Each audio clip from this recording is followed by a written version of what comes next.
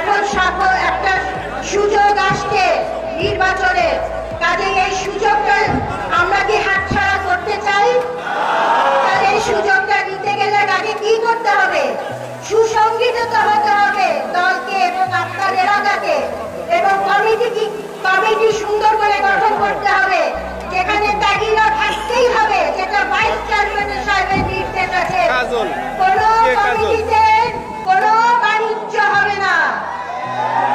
যদি মন মতো কমিটি না হয়, কমিটি ছিঁড়ে ফেলা হবে, এটা মনে রাখবেন আপনারা।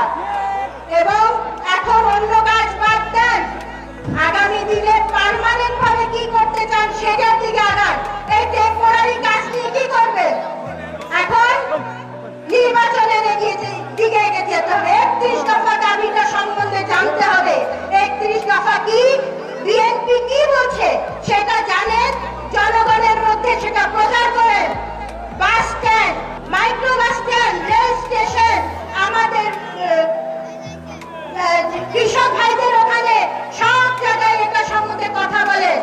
আমাদের 3 প্রজন্ম প্রথম ভোট দিতে পারেনি, তাদের বয়স এখন 34-35 এরকম হয়েছে।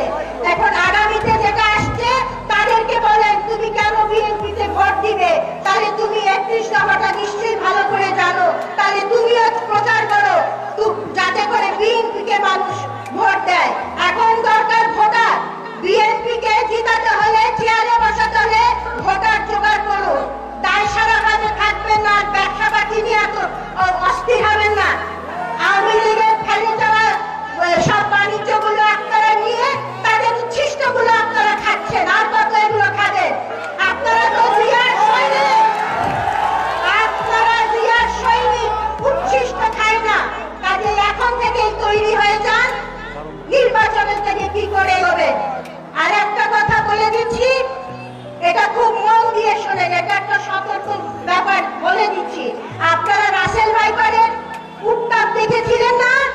এখন কিন্তু আরো হাইপার বেরিয়ে গেছে, চারিদিকে ফোঁস করছে বিষ দেওয়ার জন্য, ওদের ফনা তুলে ঠোকর মারছে। খুব সাবধান, এটা নিয়ে নির্বাচন হয়তো বানচালও হতে পারে, বানচাল করে দিতে পারে। কাজেই এটা করে সাবধান থাকবেন। কোথাও